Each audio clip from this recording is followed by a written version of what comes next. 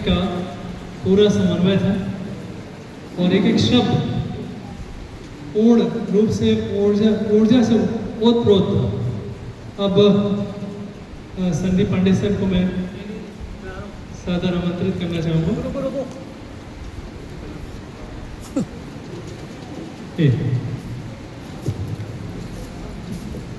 Pandey sir क्षमा चाहता हूँ,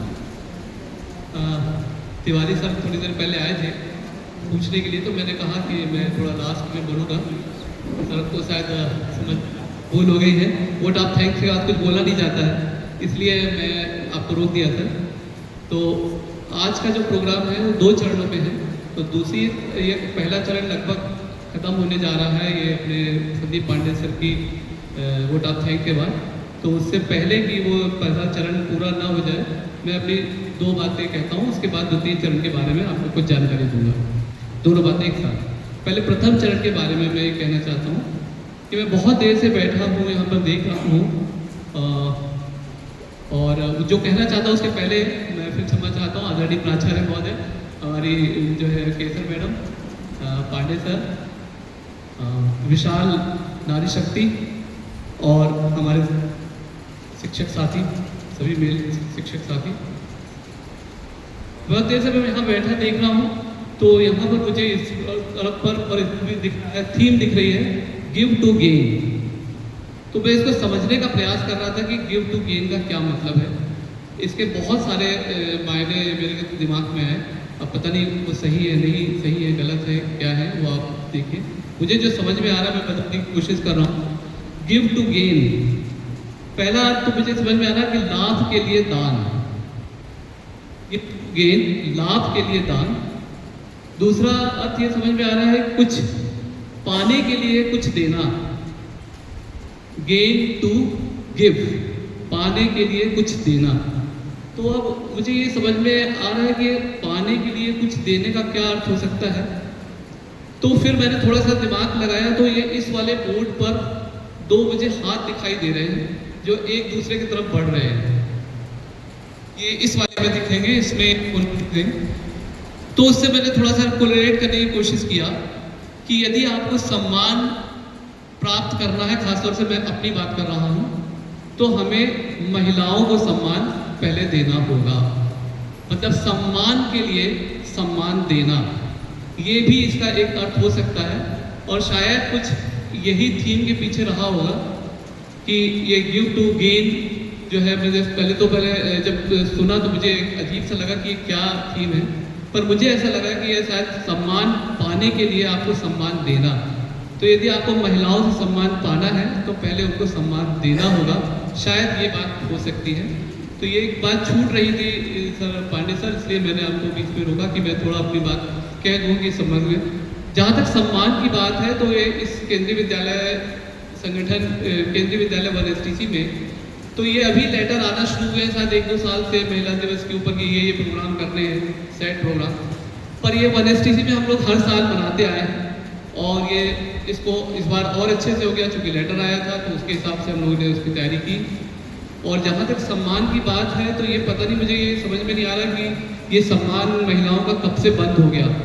क्योंकि हमारे पुरातन समय से हमारे वेद शास्त्र सब में महिलाओं को बिल्कुल बराबर से सम्मान दिया गया है। कोई भी पूजा होती है, वो पूजा अधूरी होती है यदि उसमें पत्नी साथ में ना हो, तो पत्नी को साथ में बैठाया जाता है और बाकायदा पूरा सम्मान रखा जाता है। और पूजा में अगर हम देखें तो पूजा में मेरे को जो कुछ शब्द मुझे मिले, वो शब्द कुछ नारियों के प्रति समर्पित है।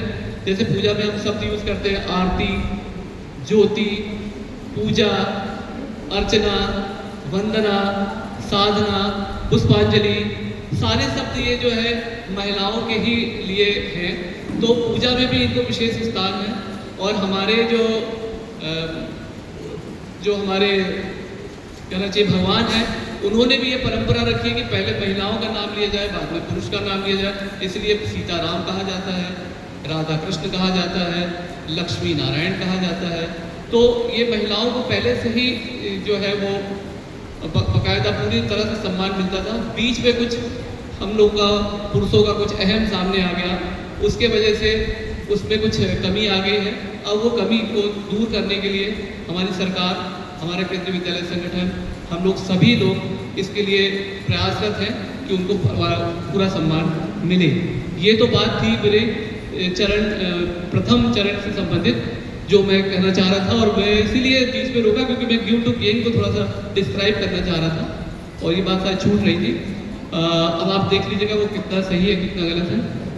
दूसरी बात जो है सेकंड चरण की है कि प्रथम चरण के बाद पांडे सर के बाद के उद्बोधन के बाद ये हमारा प्रथम चरण का प्रोग्राम खत्म हो जाएगा। द्वितीय चरण में हम सब हमारे मेल शिक्षक साथियों ने मिल करके आपके लिए एक स्वल्पाहार का आयोजन किया है।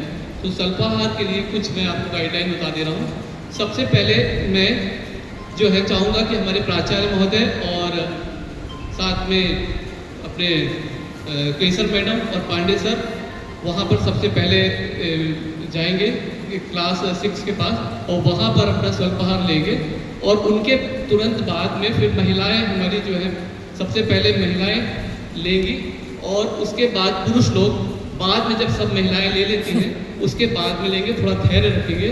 और सभी लोगों के लिए है व्यवस्था, तो सभी पुरुष सभी महिला सब साथी और सभी लोग जो है वो अपना जो है वो स्वल्पाहार लेकर के जाएंगे। क्योंकि स्वल्पाहार में हमने आज गर्मा गर्म आपको बता देता हूँ, वैसे कई लोगों को पता भी हो, गर्मा गर्म चाट की व्यवस्था की है। इसलिए चाट में गरम गरम वहाँ पर सर्व करने में हो सकता है कि इतने लोगों को एक साथ सर्व करने में थोड़ी मुसीबत हो, तो इसलिए 6 में A, B, C, D में चारों रूम खुले हुए हैं, वहाँ पर आप बैठ सकते हैं। लेने के बाद भी बैठ सकते हैं, लेने के पहले भी बैठ सकते हैं। थोड़ा वहाँ पर व्यवस्था बनाएंगे और वहाँ पर अपना 6A, B, C, D पे जमा होकर के जैसे जैसे हैं वो लेंगे। तो सबसे पहले प्राचार्य महोदय और हमारी केशव मैडम, पांडे सर, उसके बाद में महिलाएं, और उसके बाद में लास्ट